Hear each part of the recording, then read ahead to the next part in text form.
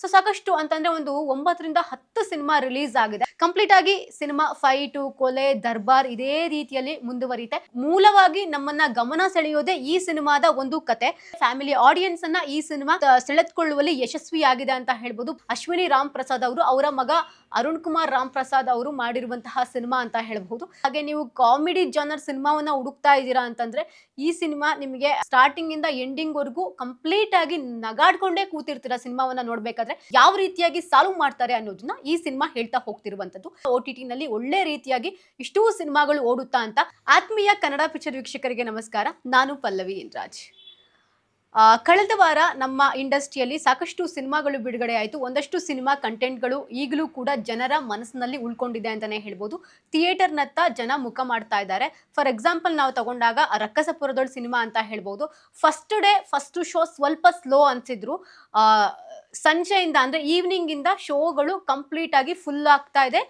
ಮಲ್ಟಿಪ್ಲೆಕ್ಸ್ಗಳಲ್ಲಾಗಿರಬಹುದು, normal ಥಿಯೇಟರ್ಗಳಾಗಿರಬಹುದು, ನೀವು ಕೂಡ ನೋಡ್ತಾ ಇದ್ದೀರಾ. ಒಳ್ಳೆ ರೀತಿಯಾದಂತಹ ರೆಸ್ಪಾನ್ಸ್ ಪಡೆದುಕೊಳ್ತಾ ಇದೆ. ಸೊ ಸಾಕಷ್ಟು ಅಂತಂದ್ರೆ ಒಂದು 9 ರಿಂದ 10 ಸಿನಿಮಾ ರಿಲೀಸ್ ಆಗಿದೆ. ಒಂದೊಂದು ಸಿನಿಮಾಗಳು ಕೂಡ ಜನ ರಿಸೀವ್ ಮಾಡ್ಕೊಳ್ಳುವಂತಹ ವೇ ಸ್ವಲ್ಪ ಕಡಿಮೆ ಆಗಿದೆ ಅಂತ ಹೇಳ್ಬೋದು, ಪ್ರತಿಯೊಂದು ಸಿನಿಮಾಗಳು. ಹಾಗಾದ್ರೆ ರ್ಯಾಂಡಮ್ ಆಗಿ ಮೊನ್ನೆ ರಿಲೀಸ್ ಆದಂತಹ ಸಿನಿಮಾಗಳ ಲಿಸ್ಟ್ ಯಾವ್ಯಾವ ಸಿನಿಮಾವನ್ನ ಜನ ಯಾವ ರೀತಿ ಅಕ್ಸೆಪ್ಟ್ ಮಾಡ್ಕೊಳ್ತಾ ಇದ್ದಾರೆ, ಎಷ್ಟು ಮಾರ್ಕ್ ಅನ್ನ ಕೊಡ್ತಾ ಇದ್ದಾರೆ, ಸೊ ನೋಡ್ತಾ ಹೋಗೋಣ. ಮೊದಲನೇದಾಗಿ ಡಾಲಿ ಧನಂಜಯ್ ಅವರು ನಿರ್ಮಾಣ ಮಾಡಿದಂತಹ ಜೇಸಿ ಸಿನಿಮಾ. ಯೂಶಲಿ ಡಾಲಿ ಅವರ ಸಿನಿಮಾ ಅಂತಾನೆ ಮೋಸ್ಟ್ ಎಕ್ಸ್ಪೆಕ್ಟೆಡ್ ಸಿನಿಮಾ ಆಗಿರುತ್ತೆ, ಬಿಕಾಸ್ ಅವರು ಸೆಲೆಕ್ಟ್ ಮಾಡ್ಕೊಳ್ಳುವಂತಹ ಕಂಟೆಂಟ್ ಅದೇ ರೀತಿ ಇರುತ್ತೆ.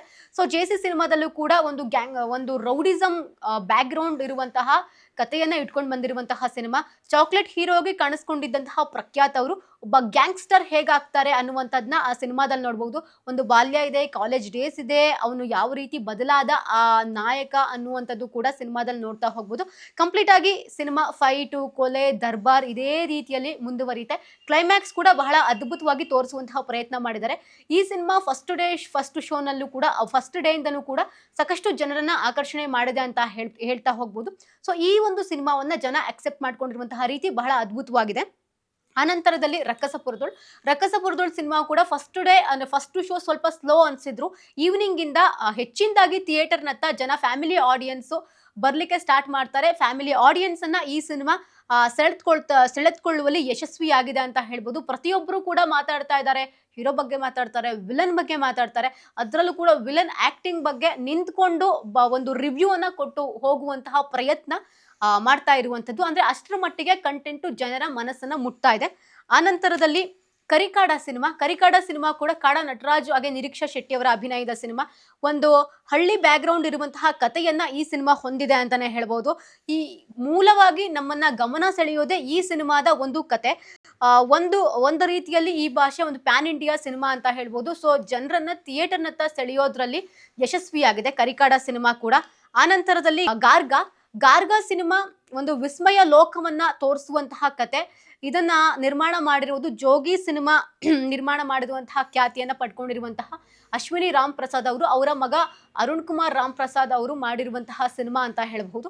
ಈ ಸಿನಿಮಾ ಎಲ್ಲೋ ಒಂದ್ ಕಡೆ ಜನರನ್ನ ಥಿಯೇಟರ್ನತ್ತ ಸೆಳ್ಕೊಳ್ಳೋದ್ರಲ್ಲಿ ಎಡುತ್ತಾ ಅನ್ನುವಂಥದ್ದು ಕೂಡ ನೋಡ್ತಾ ಹೋಗಬಹುದು. ಸೊ ಸದ್ಯಕ್ಕೆ ಹೆಚ್ಚಾಗಿ ವಿಮರ್ಶೆಗಳು ಬರ್ತಾ ಇಲ್ಲ.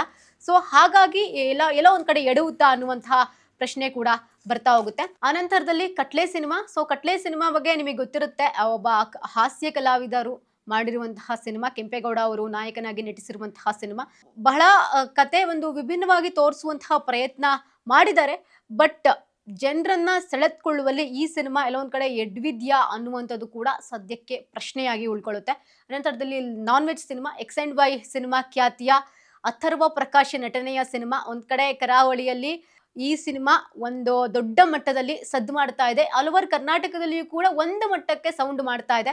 ಸೊ ಈ ಸಿನಿಮಾದ ಕತೆ ಹಾಗೆ ನೀವು ಕಾಮಿಡಿ ಜಾನರ್ ಸಿನಿಮಾವನ್ನ ಹುಡುಕ್ತಾ ಇದ್ದೀರಾ ಅಂತಂದ್ರೆ ಈ ಸಿನಿಮಾ ನಿಮಗೆ ಒಳ್ಳೆ ರೀತಿಯಲ್ಲಿ ಸ್ಟಾರ್ಟಿಂಗ್ ಇಂದ ಎಂಡಿಂಗ್ ವರೆಗೂ ಕಂಪ್ಲೀಟ್ ಆಗಿ ನಗಾಡ್ಕೊಂಡೇ ಕೂತಿರ್ತೀರಾ ಸಿನಿಮಾವನ್ನ ನೋಡ್ಬೇಕಾದ್ರೆ. ಈ ಸಿನಿಮಾ ಕೂಡ ಬಹಳ ವಿಭಿನ್ನವಾಗಿದೆ ಅಂತಾನೆ ಹೇಳ್ತಾ ಹೋಗಬಹುದು. ಅನಂತರದಲ್ಲಿ ನೆನಪುಗಳ ಮಾತು ಮಧುರ. ಸೊ ಹೆಸರೇ ಹೇಳ್ತಾ ಇರುವಂತೆ ಇದೊಂದು ವಿಭಿನ್ನವಾದಂತಹ ಕಥಾ ಹಂದರವನ್ನ ಹೊಂದಿರುವಂತಹ ಸಿನಿಮಾ. 4 ಕಥೆಗಳ ಗುಚ್ಛವನ್ನ ತೋರಿಸುವಂತಹ ಪ್ರಯತ್ನ ಮಾಡಿದ್ದಾರೆ. ನೋಡ್ತಾ ಹೋಗೋಣ ನೆಕ್ಸ್ಟ್ ಈ ವೀಕ್ ಆಗಿರಬಹುದು, ಅದ್ರ ನೆಕ್ಸ್ಟ್ ವೀಕ್ ಆಗಿರ್ಬೋದು, ಹೇಗೆ ಸಿನಿಮಾ ಎತ್ಕೊಳ್ಳುತ್ತೆ ಅಂತ. ಸೊ ಸದ್ಯಕ್ಕೆ ಸಿನಿಮಾದ ವಿಮರ್ಶೆಗಳು ಕೂಡ ತೀರಾ ಕಡಿಮೆ ಇರುವಂತದ್ದು. ಸೊ ಕಾದ್ ನೋಡೋಣ. ಒಂದಷ್ಟು ಸಿನಿಮಾಗಳು ಥಿಯೇಟರ್ ನಲ್ಲಿ ಸೋತ್ರೂ ಕೂಡ OTT ಯಲ್ಲಿ ಗೆಲ್ಲುವಂತಹ ಒಂದಷ್ಟು ಪ್ರಸಂಗಗಳು ಕೂಡ ನಾವು ನೋಡಿರ್ತೀವಿ. ಸೊ ಹಾಗಾಗಿ ಕಾದ್ ನೋಡ್ಬೇಕು. ನಂತರದಲ್ಲಿ ಸರ್ಕಾರಿ ಶಾಲೆ HI2. ಇದು ಕೂಡ ಒಂದು ಒಳ್ಳೆ ಸಸ್ಪೆನ್ಸ್ ಥ್ರಿಲ್ಲರ್ ಕಥಾ ಹಂದರ ಹೊಂದಿರುವಂತಹ ಸಿನಿಮಾ ಅಂತ ಹೇಳ್ಬೋದು.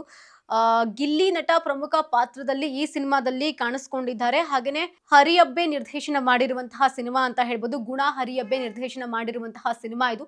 ಸೊ ಸರ್ಕಾರಿ ಶಾಲೆ HI2 ಅಂದಾಗ್ಲೇ ನಮಗೆ ಒಂದು ರೀತಿ ಗೊತ್ತಾಗ್ತಾ ಹೋಗುತ್ತೆ ಸಿನಿಮಾ ಯಾವ ರೀತಿ ಹೋಗ್ತಾ ಇರಬಹುದು ಅಂತ. ಸೊ ಒಂದು ವಿಗ್ರಹದ ಸುತ್ತ ಸಾಗುವಂತಹ ಸ್ಟೋರಿಯನ್ನ ಹೇಳುವಂತಹ ಪ್ರಯತ್ನ ಮಾಡಿದ್ದಾರೆ. ಸೊ ವೆಯ್ಟ್ ಮಾಡಿ ನೋಡೋಣ ಮುಂದಿನ ದಿನಗಳಲ್ಲಿ ಸಿನಿಮಾ ಥಿಯೇಟರ್ನಲ್ಲಿ ಎತ್ಕೊಳ್ಳುತ್ತಾ ಅಂತ. ಹಾಗೇನೆ OTT ನಲ್ಲೂ ಕೂಡ ಹೆಚ್ಚಾಗಿ ಓಡುವಂತಹ ಚಾನ್ಸಸ್ ಕೂಡ ಇದೆ. OTT ನಲ್ಲಿ ಜನ ನೋಡುವಂತಹ ಸಾಧ್ಯತೆಗಳು ಕೂಡ ಹೆಚ್ಚಿದೆ. ಹಾಗೆ ಸುಖೀಭವ ಕೂಡ ಒಂದು ಬೇರೆಯ ರೀತಿಯ ಒಂದು ಪ್ರೇಮ ಕಥೆನೂ ಹೇಳುತ್ತೆ, ಒಂದು ಮೆಸೇಜ್ ಅನ್ನು ಕೂಡ ಕೊಡುವಂತಹ ಸಿನಿಮಾ ಸುಖೀಭವ. ಸೊ ಈ ಸಿನಿಮಾವನ್ನ ನಿರ್ದೇಶನ ಮಾಡಿರೋದು ಮಹೇಂದ್ರ ಅವರು. ಸೊ ಇದರಲ್ಲೂ ಕೂಡ ಡಬಲ್ ಹೀರೋಯಿನ್ಸು. ಒಂದು ಒಳ್ಳೆ ಕತೆ. ಗೌರವ್ ಶೆಟ್ಟಿ ಅವರು ಕೂಡ ಸಿನಿಮಾದಲ್ಲಿದ್ದಾರೆ. ಸೊ ಇದು ಕೂಡ ಕಾದ್ ನೋಡ್ಬೇಕು. ಸದ್ಯದ ಮಟ್ಟಕ್ಕೆ ರಿವ್ಯೂಸ್ ಎಲ್ಲ ಬಹಳ ಕಡಿಮೆ ಬರ್ತಾ ಇರುವಂತದ್ದು. ಸೊ ಇದು ಕೂಡ OTT ನಲ್ಲಿ ಪ್ರಭಾವ ಸಾಧಿಸುವ ಸಂಖ್ಯೆ ಹೆಚ್ಚಾಗ್ತಾ ಇದೆ ಅಂತಾನೆ ಹೇಳ್ಬಹುದು. ಆನಂತರದಲ್ಲಿ ಬಯಕೆಗಳು ಬೇರೂರಿದಾಗ. ಹೆಸರೇ ಹೇಳೋ ರೀತಿ ಒಂದು ವಿಭಿನ್ನವಾದಂತಹ ಕಥೆಯನ್ನ ಇಟ್ಕೊಂಡು ಈ ಸಿನಿಮಾವನ್ನ ಮಾಡ್ತಾ ಇದ್ದಾರೆ. ಕುಟುಂಬದ ಮೌಲ್ಯಗಳು, ಒಂದಷ್ಟು ಗುಣಗಳು, ಸಂಬಂಧಗಳ ಸೂಕ್ಷ್ಮತೆಯನ್ನ ಹೇಳುವಂತಹ ಸಿನಿಮಾ ಅಂತ ಹೇಳಬಹುದು. ಸೊ ಅಲ್ಲಿ ಒಂದು ಕುಟುಂಬದಲ್ಲಿ ಆಗುವಂತಹ ಪ್ರಾಬ್ಲಮ್ಸ್ಗಳನ್ನ ಯಾವ ರೀತಿಯಾಗಿ ಸಾಲ್ವ್ ಮಾಡ್ತಾರೆ ಅನ್ನೋದನ್ನ ಈ ಸಿನಿಮಾ ಹೇಳ್ತಾ ಹೋಗ್ತಿರುವಂತದ್ದು. ಸೊ ಇದು ಕೂಡ ಸದ್ಯಕ್ಕೆ ಥಿಯೇಟರ್ ನಲ್ಲಿ ಅಂತ ಬಂದಾಗ ಹೆಚ್ಚಿನದಾಗಿ ರಿವ್ಯೂಸ್ ಅನ್ನ ಪಡ್ಕೊಳ್ತಾ ಇಲ್ಲ. ಬಟ್ ಕಾದ್ ನೋಡೋಣ OTT ನಲ್ಲಿ ಒಳ್ಳೆ ರೀತಿಯಾಗಿ ಇಷ್ಟೂ ಸಿನಿಮಾಗಳು ಓಡುತ್ತಾ ಅಂತ. ಒಂದೇ ಒಂದು ದಿನ 10 ಸಿನಿಮಾ ಬಿಡುಗಡೆಯಾಗುತ್ತೆ ಅಂದ್ರೆ ಪ್ರೇಕ್ಷಕರಿಗೂ ಕೂಡ ಕನ್ಫ್ಯೂಸ್ ಆಗುತ್ತೆ, ಯಾವ ಸಿನಿಮಾ ನೋಡಬೇಕು, ಯಾವ ಸಿನಿಮಾ ನೋಡಬಾರ್ದು ಅಂತ. ಇಂತಹ ಟೈಮಲ್ಲಿ ಮೇಜರ್ ಅಂದರೆ ಒಂದಷ್ಟು ಜನಗಳು ಹೇಗಿರ್ತಾರೆ ಪ್ರೇಕ್ಷಕರು ಅಂತಂದರೆ, ಹೀರೋ ನೋಡಿ ಸಿನಿಮಾ ಸೆಲೆಕ್ಟ್ ಮಾಡೋವಂಥವ್ರ ಸಂಖ್ಯೆನೂ ಕೂಡ ಇರುತ್ತೆ. ಸೊ ಹೀಗಾಗಿ ಕೆಲವೊಂದಷ್ಟು ಸಿನಿಮಾಗಳು ಥಿಯೇಟರ್ನಲ್ಲಿ ಸದ್ದು ಮಾಡುತ್ತೆ, ಇನ್ನು ಕೆಲವೊಂದಷ್ಟು ಸಿನಿಮಾಗಳು OTTಯಲ್ಲಿ ಸದ್ದು ಮಾಡುತ್ತೆ. ಈಗ ರಿಲೀಸ್ ಆಗಿರುವಂತಹ 10 ಸಿನಿಮಾಗಳ ಪೈಕಿ ಹೆಚ್ಚಾಗಿ ಥಿಯೇಟರ್ನತ್ತ ಗಮನ ಸೆಳೆದಿರುವಂಥದ್ದು ಕಡಿಮೆ, ಬೆರಳೆಣಿಕೆಯಷ್ಟು ಸಿನಿಮಾಗಳು ಅಂತಾನೆ ಹೇಳ್ಬಹುದು. ಸೊ ಕಾದ್ ನೋಡೋಣ ಮುಂದಿನ ದಿನಗಳಲ್ಲಿ ಥಿಯೇಟರ್ನಲ್ಲೇ ಇಂತಹ ಸಿನಿಮಾಗಳು ಓಡುತ್ತಾ ಅಥವಾ OTTಗೆ ಬಂದು ಒಳ್ಳೆಯ ರೀತಿಯಲ್ಲಿ ಹಿಟ್ ಪಡ್ಕೊಳ್ಳುತ್ತಾ ಅನ್ನೋದನ್ನ ಕಾದ್ ನೋಡ್ಬೇಕಾಗಿದೆ. ಇದಾಗಿತ್ತು ಹೊತ್ತಿನ ವಿಶೇಷ. ಇನ್ನಷ್ಟು ಹೆಚ್ಚಿನ ಅಪ್ಡೇಟ್ಗಳಿಗಾಗಿ ನೋಡ್ತಾ ಇರಿ ಕನ್ನಡ ಪಿಕ್ಚರ್.